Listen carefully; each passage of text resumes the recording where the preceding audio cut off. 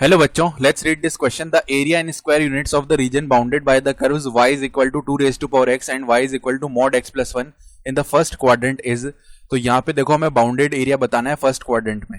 Start कर लेते हैं की कॉन्सेप्ट से। तो हम जानते हैं कि x raise to power n अगर ऐसे लिखा हुआ है और इसका हम इंटीग्रेशन कर रहे हैं x के रिस्पेक्ट में, तो x raise to power n plus 1 upon n plus 1 plus में c आता है, जहाँ पे n कोई भी कांस्टेंट हो सकता है -1 के अलावा। ठीक है, तो अब देखो कर्व्स क्या क्या दी हुई है। y is equal to 2 raise to power x, एक तो ये कर्व है, और y is equal to mod x plus 1। तो देखो इसको अगर डिफाइन करना है तो ये x प्लस 1 हो जाएगा जब x का वैल्यू ग्रेटर देन और इक्वल टू -1 है, क्योंकि मॉड एज इट इज खुल जाता है जब यहाँ पे मॉड के अंदर पॉजिटिव वैल्यू होती है। और ये देखो नेगेटिव कब होगा, जब x का वैल्यू लेस देन -1 होगा, यानी -x -1 हो जाएगा जब x लेस देन -1 है। तो अब देखो यहाँ पे अगर हम इसका कर्व बनाना चाहें तो ये मान लो हमारा y एक्सिस है इस तरीके का, और इसी तरीके से हमारे पास x एक्सिस है। ठीक है, तो अगर ऐसा है तो पहले ये लाइन बनाते हैं जो कि है मॉड ऑफ x प्लस 1। तो लाइन देखो इस तरीके से आ रही होगी, -1, 0 पे कट करेगी और वापस इस तरीके से चली जाएगी। ठीक है, ये हमारी लाइन हो गई।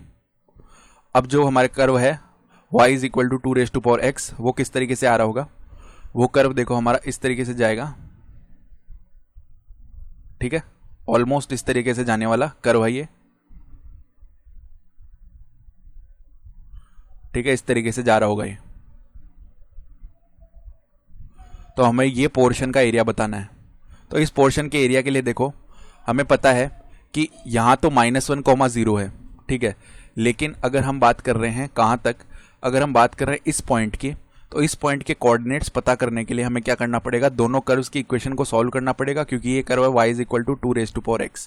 तो अगर हम 2 रेज टू पावर x इसको इक्वल पुट कर दे, यहाँ पे ये जो लाइन है ये कौन सी आ रही है, जब x ग्रेटर देन है -1 से, तो ये x प्लस 1 के इक्वल आ रही है। तो अगर हम हिट एंड ट्रायल यूज करें तो यहाँ पे क्या रखें कि ये यहाँ पे सेटिस्फाई हो जाएगा। अगर हम x इज इक्वल टू 1 रखते हैं तो देखो 2 raise to power 1 is equal to 1 plus 1, this implies 2 is equal to 2, तो ये सेटिस्फाई हो रहा है।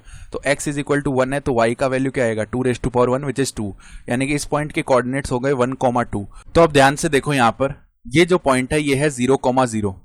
तो हम कहां से कहां तक जा रहे हैं इस शेडेड एरिया के लिए, x कोऑर्डिनेट में 0 से 1 तक जा रहे हैं। ठीक है, तो अगर हम एरिया लिखना चाहें तो इंटीग्रेशन 0 से 1। अब ऊपर कौन सा कर्व है, लाइन है x प्लस 1 और माइनस में, अब नीचे कौन सा कर्व है 2 रेज टू पावर x।